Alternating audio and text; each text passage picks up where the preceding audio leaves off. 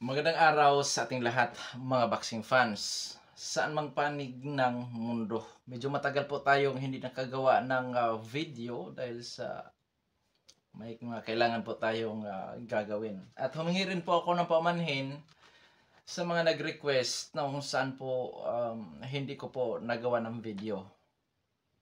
Sana maunawaan po ninyo. At ito ngayon, requested video po ito. Dalawang pares na bakbakan ho ang ating tatalakayin. Main event, Sandy Ryan kontra Mikaela Mayer. Ito naman pong pangalawa ay kasama sa undercard, Bruce Carrington kontra Sulaiman Sigawa. Fight schedule, September 27. Nagaganapin po sa Madison Square Garden Theater, New York, Bansang Amerika. So, ibig sabihin, bukas na po ito magaganap ang naturang mga bakbakan. Maghayag po tayo ng sarili nating fight prediction, comparison at analysis. Noon saan doon pa po lamang sa ating gagawing comparison, detalyado na inyong malalaman kung saan nga ba naging liamado, saan naging lihado itong magkabilang panig. At inanyahan ko rin po kayo na panoorin ang buong video at nang sa ganon, magkakakuha kayo ng idea at higit sa lahat makapag-desisyon kayo sa inyong pipiliin. Nasa tingin po ninyo ay may malaking tsansa sa panalo dito po sa naturang sagupaan. Maaaring ang inyong desisyon ay pabor o taliwas ito sa aking pananaw o prediction sa laban, ngunit ang mahalaga ay ang makapag-desisyon po kayo. Sa madaling salita, nasa inyo pa rin ho ang huling desisyon. Bago natin ito simulan, para po sa mga boxing fans na bago pa po lamang napadpad dito sa ating munting channel, inaanyayahan ko po kayo na sana suportahan po ninyo sa pamamagitan po ng pag-subscribe, like, and share. At para po sa mga boxing fans na walang sawa na sumuporta at sumubaybay dito sa ating munting channel, taos puso po akong nagpapasalamat sa inyong lahat. Wala pa nung sports spirits kung wala rin ho kayo. Oo. Kaya naman ho, hindi na natin ito patagalin pa. At simulan na natin. At ang una nating tatalakayin ay ang undercard. Bruce Carrington kontra Sulaiman Sigawa. So, alamin muna natin ang mga background sa magkabilang panig.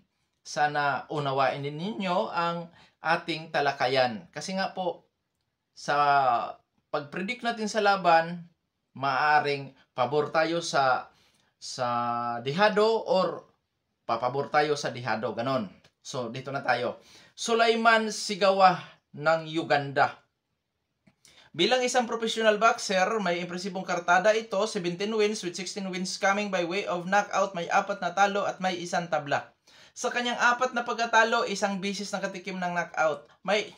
Ang height nito ay 5 foot and 8 inches, reach 69 inches, southpaw ang stance, knockout ratio 35.29%. Last fight, July 13, 2024, nakasagupa si Robin Villa. Panalo by unanimous decision, itong si Sulaiman Sigawa. Eksperyensya o karanasan ni Sigawa. Mga lords, nakasagupa nito si Jemaine Ortiz. Para po sa mga boxing fans na hindi ganong kilala si Jemaine Ortiz, ito po ay naging world title challenger. Oo. Nakasagupan nito si Teofimo Lopez. At itong si Jemaine Ortiz ang nagpahirap naman kay Lomachenko. At itong si Ortiz ang kaunahan tumalo by knockout kay Sulaiman Sigawa. Robin Villa, dating world title challenger. Itong si Robin Villa naman po, nag-world title challenger ito kay Navarrete sa WBO din po sa featherweight division. Sa skills ni Sulaiman Sigawa, boxer puncher. Malimit natin nakikita ito, pressure fighter style. May defensive style which is back pedal, lumalaban sa brulan o tututunok bakan, may counter punching style. Masipag din ito kung bumabato ng mga kombinasyon o mga suntok, taglay ang timing at accuracy. Sa depensa, average lang din po, ibig sabihin may mga openings. Kailan magaganap ang openings na yan? Sa mid-range at close range sa suntukan. Ngayon sa panig naman itong si Bruce Carrington, isang Amerikano po ito. Bilang isang professional boxer, may impresibong kartada si Carrington, 12 wins with 8 wins coming by way of knockout, undefeated, may 27 anyos, height 5 foot and 8, Rich, 72 inches. Orthodox ang stance, knockout ratio 66.67%. Last fight, June 8, 2024, Brian Garcia. Panalo by 8 round technical knockout si Bros Carrington sa kanyang huling laban. Eksperyensya o karanasan nitong si Carrington. Bago ito pumasok sa pro boxing, siya po ay dating lumalaban sa mature na may impresibong kartada, 255 wins with 31 losses. Dito naman sa professional boxing, karanasan naman niya, nakasagupan niya si Bernard Angelo Torres na ating kababayan. Itong si Torres po ay nakatira na sa Norway. Norwegian na ito, kumbaga, pero Pilipino po siya. Brian Garcia, na kung saan yan po ay may magandang kartada. Oo, 29 wins with 3 losses lamang. Ngayon, sa skills na taglay-taglay ni Bros Carrington, all-around boxer ito. Pag kasi nasabi natin all-around boxer, halos lahat ng galawan mayroon. Pwede siyang mag-pressure partner style, defensive style, lumalaban sa brulan o tututurwag-bakan, may counter-punching style, at higit sa lahat, may kahusayan pagdating po sa teknikalan na labanan. Pagdating sa depensa, lampas average naman po ang kanyang depensa. Masasabi kong maganda po ang kanyang depensa. Pero hindi ibig sabihin noon na hindi siya natatamaan. Lalo na sa mga late rounds, lalo na sa mid-range sa suntukan. Pero masasabi kong maganda po ang kanyang depensa. Taglay hand speed, power, timing at accuracy.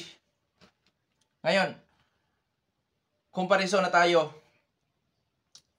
Sa ranking, rank 2 sa WBC, rank 1 sa WBA, rank 8 sa IBF, rank 2 sa WBO si Bros Carrington. Samantala si Sulaiman Sigawa naman, rank 9 sa WBO.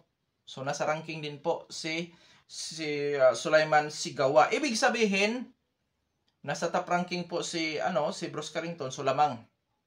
Pero parehong nasa world ranking ang maglalaban. So hindi po ito basta ang laban lang kasi parehong nasa world ranking.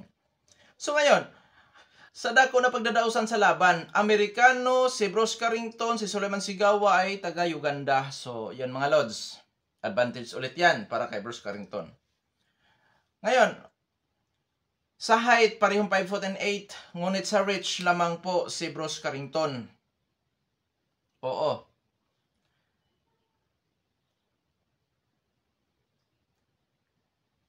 Three inches ang diferensya lamang si Carrington.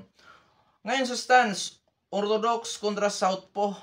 Hindi na rin bago pa kay Bros Carrington ang southpaw, mga idol.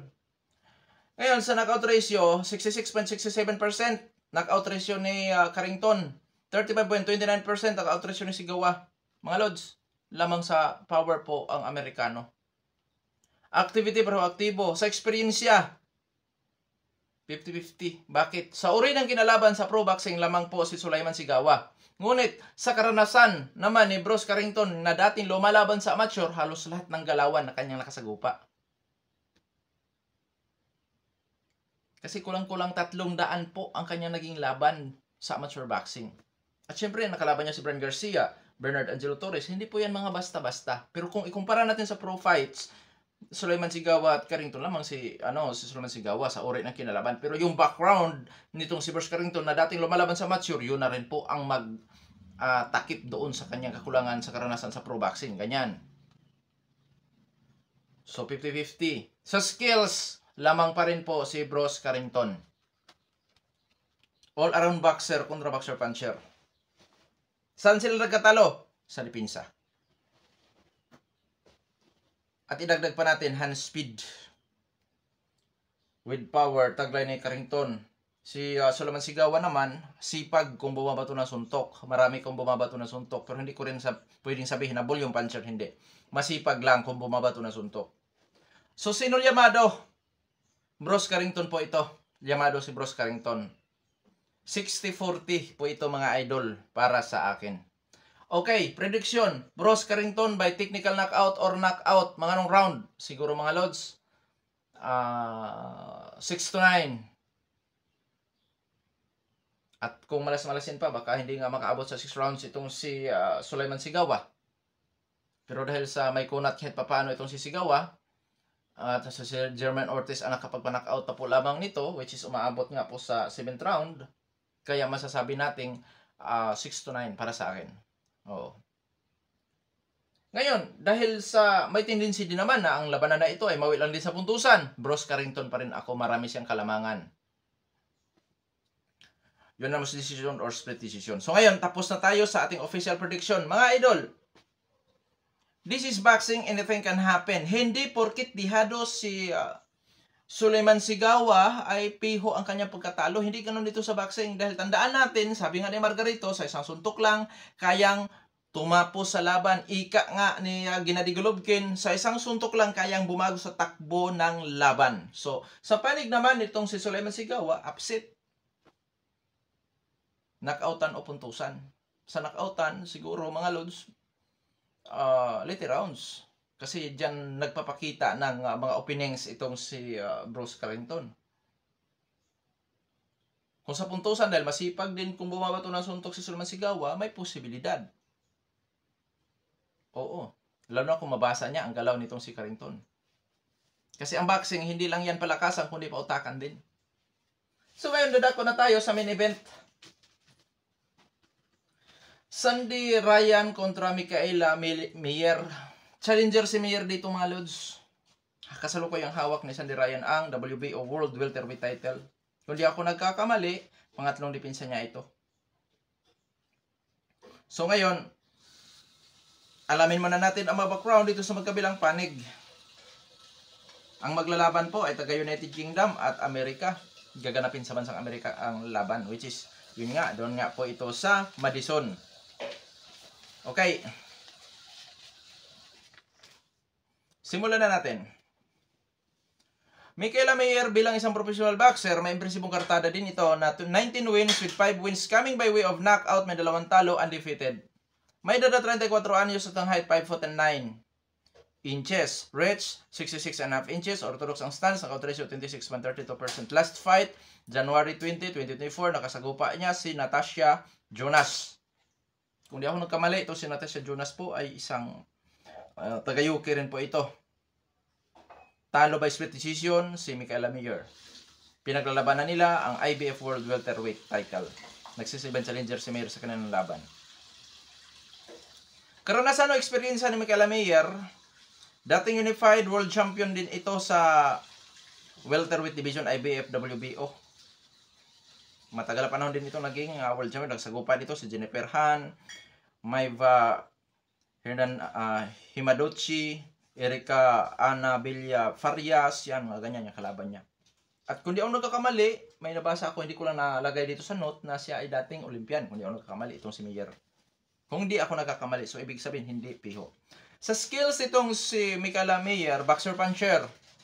Pressure style, defensive style, lumalaban sa brulan o tutulog-bakbakan, may counter punching style. Malimit sa pressure party style ito. May pagka-agresibo, volume puncher, taglay hand speed. Pagdating po sa depensa, average na po ang depensa nitong si Mikaela Mayer. Sa panig naman ni Sandy Ryan, as a pro boxer, may impress mo karta ni Sandy Ryan, 7 wins with 3 wins coming by way of knockout, may isang talo, may isang tabla na rin. May edad 31 anyos at ang height 5 foot and 8.5 inches. Orthodox ang stance, knockout ratio 42.86%. Last fight, March 30, 2024, Terry Harper, panalo by 4th round referee technical decision si Sandy Ryan. Eksperyensya. Nakasagupan nito si Erika Anabela Farias. Diyan siya nakatikim po ng talo noong 2022 by split decision. Nakasagupan din dito si Maripera Hawley. Kung saan pinaglalabanan nila ang WBO World Welterweight title. Bakanting titulo po yan. At nakipag-unification title bout itong si Sandy Ryan kay Jessica McCaskill na sa tabla po ang kanilang laban noong 2023. Skills itong si Sandy Ryan, boxer puncher din po. Pressure party style, defensive style, lumalaban sa brulan o tutulog-bakbakan, may counter punching style. Napakasipag din nito kung bumabato ng suntok. Pagdating sa depensa, average lang din po ang kanyang depensa.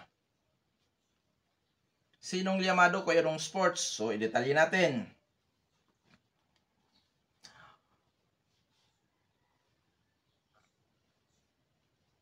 Sa edad, 31 anyos, 34 anyos, pareho na sa prime. Sa dako na pagdurusan sa laban, which is sa Amerika, advantage po yan ni Mikaela Mayer. Sa height, mas matangkad ng half inch si Mikaela Mayer. Parehong orthodox. Lamang sa power, si Sandy Ryan, dahil mayroon siyang 42.86%, si Mikaela Mayer naman ay 26.2%. O, lamang sa power.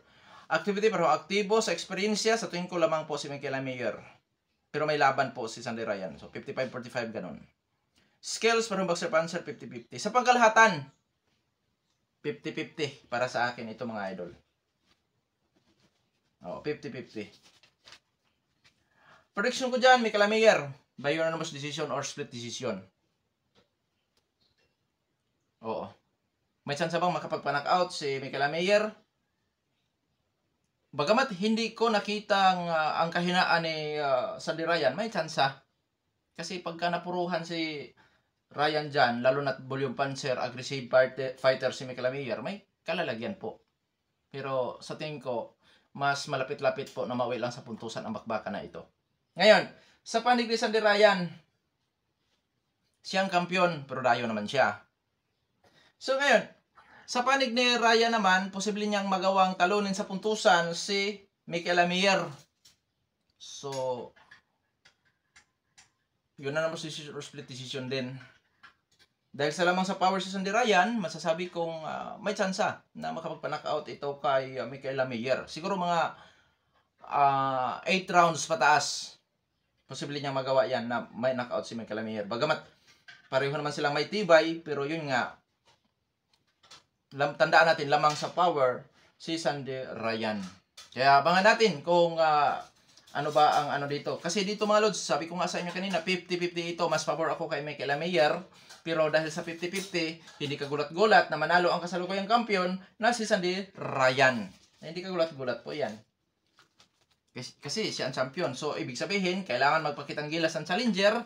Kailangan ang challenger ay makapangumbinsi ng hurado. So, kailangan niyang magtrabaho ng husto. Ikumpara doon sa kampiyon. Dahil ang kampiyon mga lods, magdidipinsa lamang. So, kailangan na, siyempre, hindi rin siya magpapabaya pagdating po sa puntusan. At magaling din po na boksingera si Sandy Ryan. May talentado din po talaga. Additional, Sander Sayas kontra Damian Sousa. Ito po ay sa super welterweight division. Puerto Rico kontra Mexicano.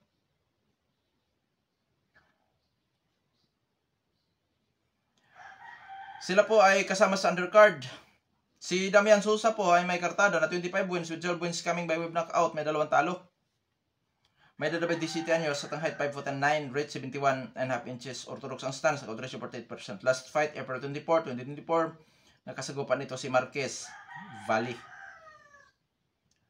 Panalo by split decision si Damian Sousa. Karanasan, nakasagupan nito si Ivan Alvarez, Dante Jordan. Si Sander Sayas naman po mga lods, as a pro boxer, may impresibong kartada. 19 wins with 12 wins coming by way of knockout undefeated. May dadabay 22 anyos, height 5'10", weight 74 inches. Orthodox ang stance, account ratio 63.16%. Last fight June 8, 2024. Nakasagupa si Patrick Texera. Panalo by unanimous decision si Sander Sayas. Nakasagupa din ito si George Fortuna. Pinakakaranasan ni Sander Sayas mga idol, dating lumalaban sa amateur. Ayon po sa The Ring, nagkaroon daw po ito ng 118 wins with 14 losses sa amateur boxing. So ngayon mga lods, sinong Yamado? Yamado po si Sander Sayas dito. 55-45. 55-45 para sa akin. So ngayon, darako tayo sa prediction natin. Okay, Sander Sayas by technical knockout. Siguro dahil sa skills nitong si Damian Sousa, boxer puncher, so mahilig din itong lumalaban sa bayan. So masasabi nating pinakamatagal ang 7th round. 1-7 naman tayo dyan. Pabor ako kay Sander Sayas. Sa panig naman ni Damian Sousa, gamit ang kanyang pagka-boxer puncher, at alam naman natin na warrior ang Mexicano, so masasabi nating pinaka-chansa niya maka-upset dito kay Sander Sayas. Knockoutan o puntusan. Sa knockout po siguro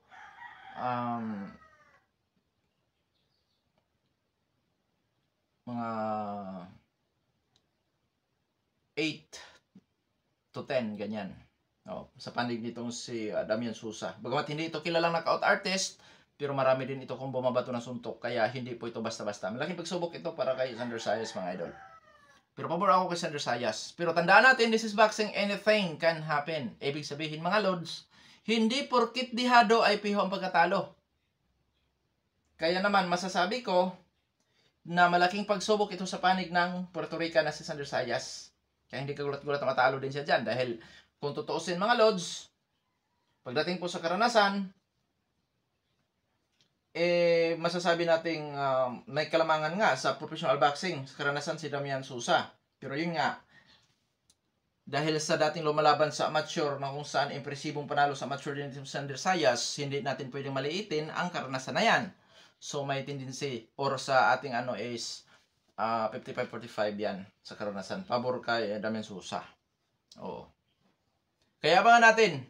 Pabor ako kay Sayas dyan manalo by technical knockout. Hanggang dito na lamang. Ito po Sports PH. Maraming salamat po.